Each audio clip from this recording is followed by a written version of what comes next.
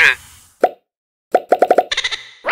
On vous présente les derniers jeux qu'on a essayés. On commence avec Planta Nubo, qui est un jeu pour 1 à 4 joueurs. Les parties d'environ 30 minutes par joueur pour 14 ans et plus. C'est un jeu, un genre de mélange de placement de tuiles, style polynôme, avec gestion de ressources puis construction d'engins.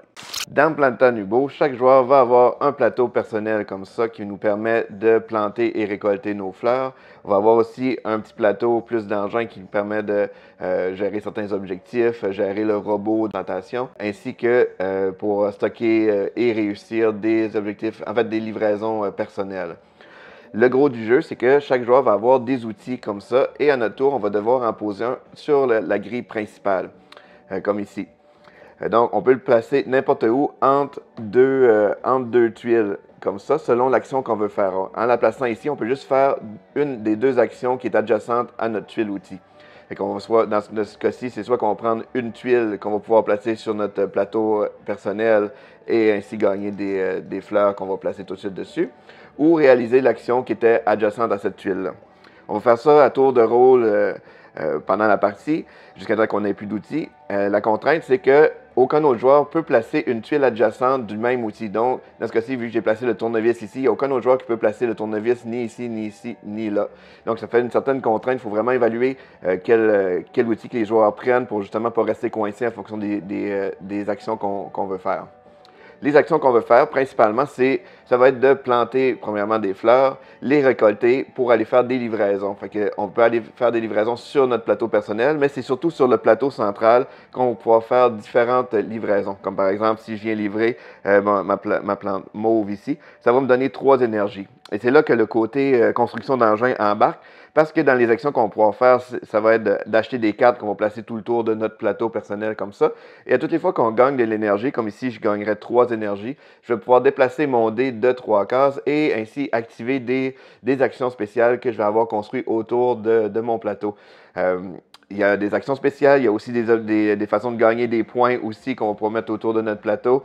Donc, ça fait vraiment une bonne variété, c'est vraiment un petit côté là, construction d'engins. Plus qu'on va avancer dans le jeu, plus qu'on va mettre des différentes tuiles sur le jeu, comme ça.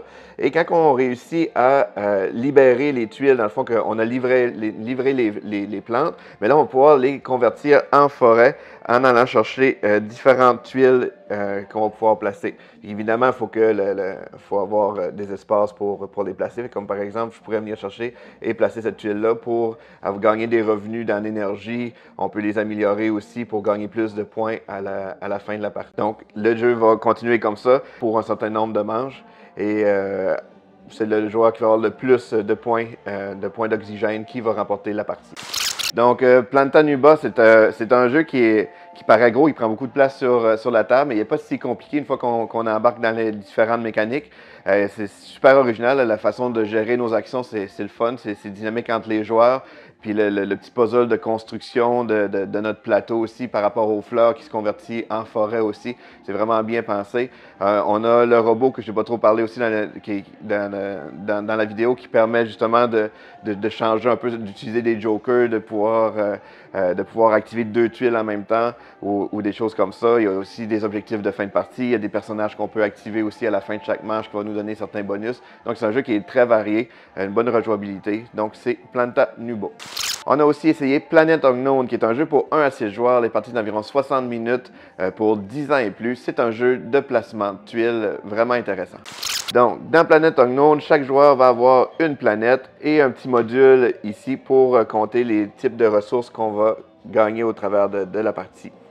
On a aussi des objectifs pour qu'on va se battre entre nos voisins aussi. Donc, celui-là, ça va seulement être mon voisin de gauche, celui qui va être majoritaire dans ce type de terrain-là va gagner les points. Et j'ai aussi un objectif avec mon voisin de droite aussi.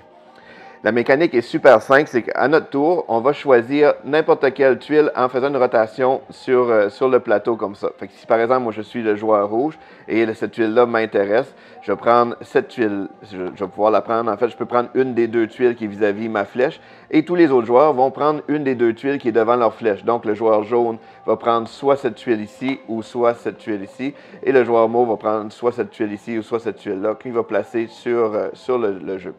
Comme dans beaucoup de jeux de placement de tuiles, au début de la partie, on doit les placer sur un bord de la planète. Et selon le type de tuile, on va pouvoir gagner des ressources qui vont faire monter nos cubes sur notre piste de corporation. Comme ici, j'ai vraiment une biomasse qui est vert comme ça, fait que je vais pouvoir monter mon cube de 1. Et j'ai aussi une civilisation que je vais pouvoir aussi monter mon cube de 1 comme ça. Et là, ici, j'ai un météorite, je vais devoir mettre un météorite sur le jeu, comme ça. Fait que le jeu va avancer comme ça au fil de la partie. On va avoir plusieurs tuiles qui vont apparaître comme ça. Vers la fin de la partie, en fait, dès qu'un joueur ne peut plus jouer, ne peut plus placer de tuiles, on va faire un décompte de points.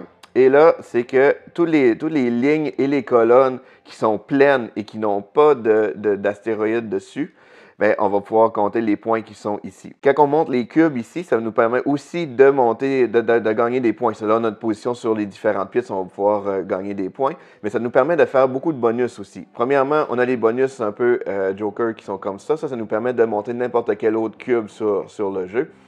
Ensuite, on a d'autres, comme la pièce de civilisation, quand on atteint, mettons, la carte 1, on va pouvoir venir dans le paquet de civilisation 1 et choisir n'importe quelle carte qui nous permet d'avoir soit un bonus instantané, soit avoir des points de fin de partie. La pièce bleue donne sensiblement uniquement des points. La pièce de biomasse nous permet surtout d'aller chercher des carrés ici, des 1 par 1. Ça, c'est vraiment pratique pour boucher des trous qu'on a pendant la partie. La pièce rouge est super intéressante aussi, puis ça nous permet de gagner des rovers, comme le petit jeton ici, qu'on va pouvoir placer sur le jeu. Et pourquoi qu'on a des rovers, c'est que certaines actions, à toutes les fois qu'on va faire monter le cube rouge, on va pouvoir le déplacer pour retirer les astéroïdes sur le jeu et gagner aussi des jetons comme ça qu'on va pouvoir mettre, des modules de survie qu'on va pouvoir gagner des points aussi à la fin de la partie. On a aussi une pièce tech qui permet de débloquer des habilités pendant la partie. Donc, Planet Unknown, c'est un jeu qui est assez facile à prendre en main. Il y a quand même très peu de règles. C'est super dynamique aussi parce qu'on joue toujours dans le tour des autres. La seule différence quand c'est notre tour, c'est nous qui choisissons la rotation du plateau pour prendre notre tuile. Mais c'est un jeu qu'on est toujours engagé dedans. Ce qui est le fun aussi, c'est qu'il y a beaucoup de plateaux dans le jeu et il y a toujours la partie qui est commune, qu'on peut jouer tout le monde pareil, ou sinon on peut jouer de façon asymétrique. Donc chaque planète a vraiment des particularités à respecter, ça ajoute certaines contraintes aussi. Les modules de corporation aussi sont cotés, on peut jouer soit universel tout le monde, ou avoir un aspect asymétrique. Donc toutes les combinaisons, ça fait vraiment une variété super intéressante. Il y a des événements aussi qu'on peut rajouter, il y a des objectifs personnels aussi qu'on peut ajouter. Donc, c'est vraiment le fun. Puis, c'est un des rares jeux aussi on peut jouer à 6 joueurs dans un jeu avec assez de stratégie puis sans trop de temps mort. Donc, très, très gros coup de cœur pour nous qui est Planet Unknown. On a aussi essayé Bonsai, qui est un jeu pour 1 à 4 joueurs, des parties d'environ 40 minutes pour 10 ans et plus. C'est un jeu de placement de tuiles un petit peu plus puzzle. Donc, dans Bonsai, chaque joueur va avoir son petit pot pour construire son bonsaï, avoir la carte de départ et la partie commence directement. C'est qu'à notre tour, c'est vraiment simple, on choisit une des cartes au marché.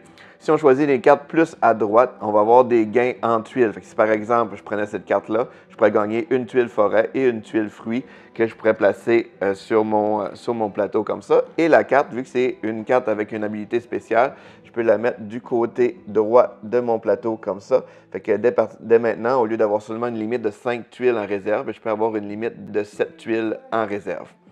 Au lieu de prendre une carte au marché, ce qu'on peut faire aussi, c'est d'aller construire notre bonsaï. Puis pour faire ça, on va pouvoir placer les tuiles qu'on a déjà en réserve et les placer sur notre bonsaï. Il n'y a pas de contrainte de placement comme telle, sauf que pour faire les différents points, il faut respecter certaines directives, comme par exemple, pour faire des points de forêt, il faut que les tuiles forêt soient adjacentes directement à une tuile bois. Pour faire des points avec nos fleurs, il faut que le plus de faces de l'hexagone qui est libre, c'est comme ça qu'on va faire un point par face libre. Et pour faire des points avec les fruits, il ne faut pas qu'il y ait d'autres fruits adjacents à ceux-là, mais il faut qu'eux soient adjacents à 2 forêts. L'affaire, c'est qu'à notre tour, quand on place des tuiles, on ne peut pas en placer tant qu'on veut. Au début de la partie, on peut seulement placer dans un même tour une feuille, un bois et une tuile joker. Mais plus la partie va avancer, on va pouvoir gagner des cartes qui vont nous permettre d'améliorer un peu notre jeu. Comme là, à partir de ce moment-ci, j'aurai le droit de construire deux feuilles dans le même tour.